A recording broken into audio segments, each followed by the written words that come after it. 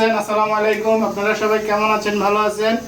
এখন আমি নুডলস বানাবো, আমি আর আমার মেয়ে জাসিয়া ইলহাম সহ। তেল দিয়ে দিলাম, তারপর কি দেব? জাসিয়া কি দিতে হবে? পেঁয়াজ। এই এখন পেঁয়াজ দিয়ে দিলাম, একটু আগুনটা কমায়। পেঁয়াজটা যেহেতু একটু হলুদ কালার হয়ে আসে, আমি আর আমার মেয়েকে কীভাবে 15-16 মাসের মেয়েকে নুডলস বানানো শেখাতে হয় আমার মেয়েকে শিখিয়ে দিচ্ছি। ভবিষ্যতে বাবাকে মাকে বানাই খাওয়াবে ইনশাআল্লাহ। দিয়ে দিচ্ছি, দেখেন এই যে টমেটো দিয়ে দিলাম। হালকা করে একটু মশলা দিতে হবে, তারপরে লবণ দিতে হবে একটু হালকা করে। এই হচ্ছে লবণ।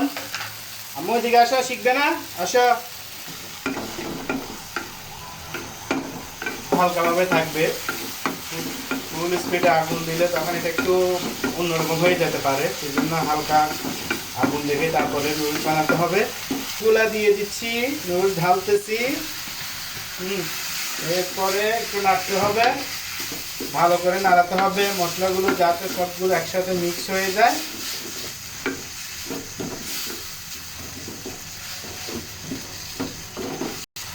একটু সয়া সস দিলে আপনারা একটু ভালো টেস্ট পাবেন, হালকা করে একটু সয়া সস দিবেন। হালকা করে চিনি দেবেন, চিনি দিলে একটু অন্যরকম টেস্ট পাওয়া যায়। করে নেড়ে ফেলবেন, এতেও টেস্ট পাবেন, যাতে ছেঁকা না লাগে।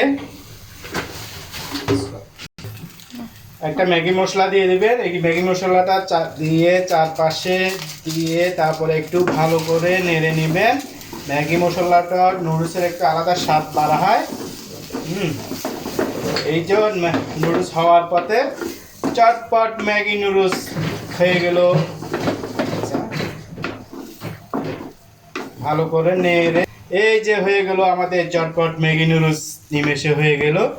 সবাইকে দাওয়াত রইল, খাওয়ার জন্য আসেন, আরেকদিন বানাই আপনাদের সবাইকে খাওয়াবো। ভালো থাকবেন, সুখে থাকবেন, আল্লাহ হাফেজ। আমার জন্য দোয়া করবেন, সাবস্ক্রাইব করবেন, পাশে থাকবেন।